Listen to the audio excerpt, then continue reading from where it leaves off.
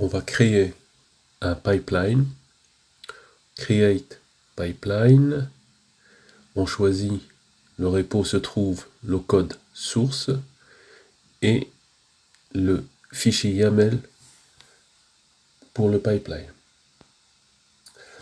La structure de ce pipeline, un seul étape, stage, un job et 3 tâches.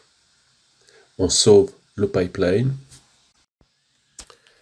Dans la machine où je veux installer l'agent self-hosted, j'ouvre le browser et je me connecte à mon organisation. Donc cette machine, c'est la VM dans laquelle je veux installer l'agent. Je me connecte à mon organisation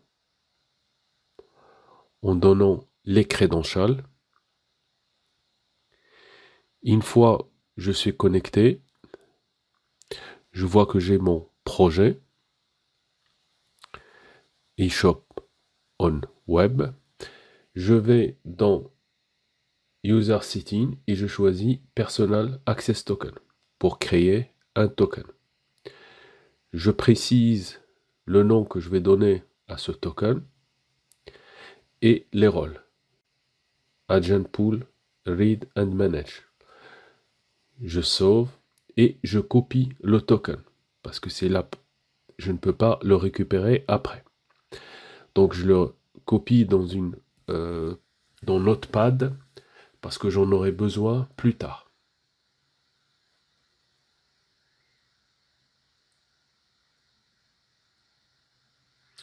Je choisis mon organisation et je sélectionne Organisation Setting. Dans Organisation Setting, je vais dans Agent Pools et je crée un nouveau pool d'agents auquel je précise, je lui donne un nom et je crée le pool d'agents. Je sélectionne le pool d'agents que je viens de créer et je lui rajoute un agent. Je crée un agent dans cet agent pool. Je vois pour Windows les différents scripts et l'agent qu'il faut que j'installe. Je clique sur Download pour installer l'agent qui va se télécharger dans le dossier Download comme ceci.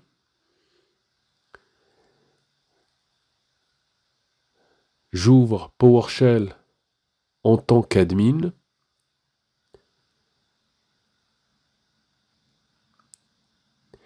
Et j'exécute le code pour la configuration de l'agent sur cette machine. J'exécute les différentes commandes qui vont me permettre d'installer l'agent sur cette machine Windows. On commence l'exécution des scripts dans le PowerShell pour configurer notre agent sur la VM. Il y a des commandes qui peuvent prendre du temps. Là, c'est l'URL qui comprenant le nom de votre organisation.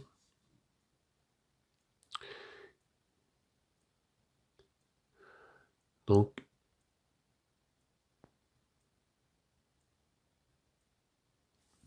là, vous allez copier le Access Token que vous avez créé précédemment et le placer comme réponse pour cette commande.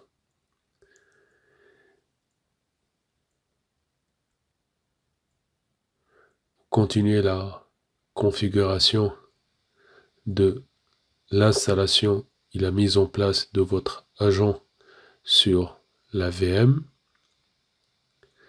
Cela peut prendre un peu de temps, mais il faut faire attention aux commandes que vous exécutez.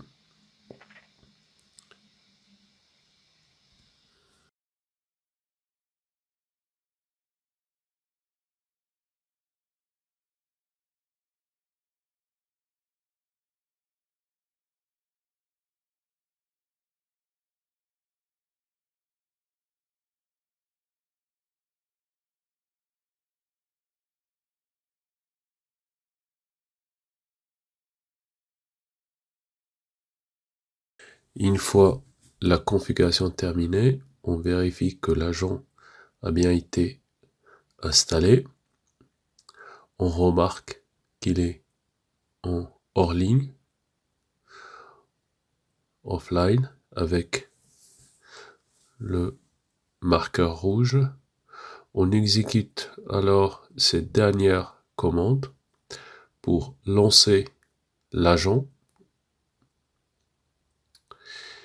et on attend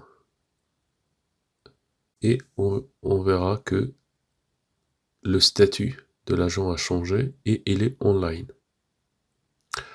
On peut maintenant modifier le pipeline pour l'exécuter sur l'agent qu'on vient de créer. On ouvre le pipeline en mode édition.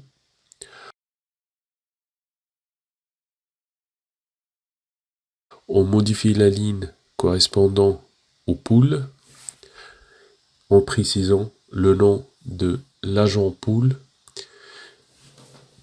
et le nom de l'agent.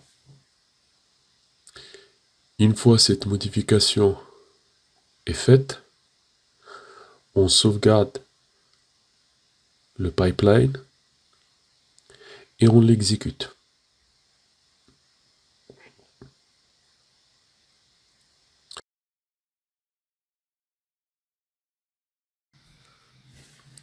On ouvre le build, on valide,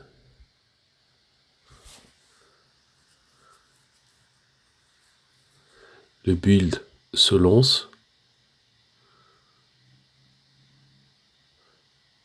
avec un message d'erreur parce qu'il manque des dépendances qui ne sont pas installées sur la VM où est installé l'agent.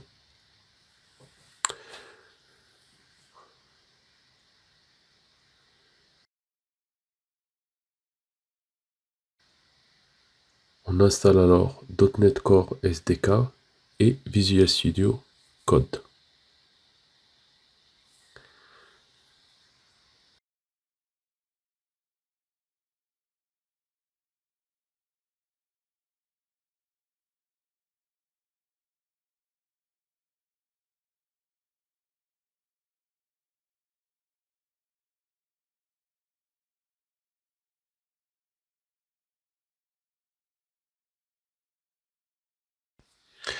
Une fois le SDK et Visual Studio Code sont installés sur notre machine, on redémarre la machine et on relance le pipeline. On remarquera que le pipeline a bien réussi cette fois-ci sur l'agent installé sur la machine VM.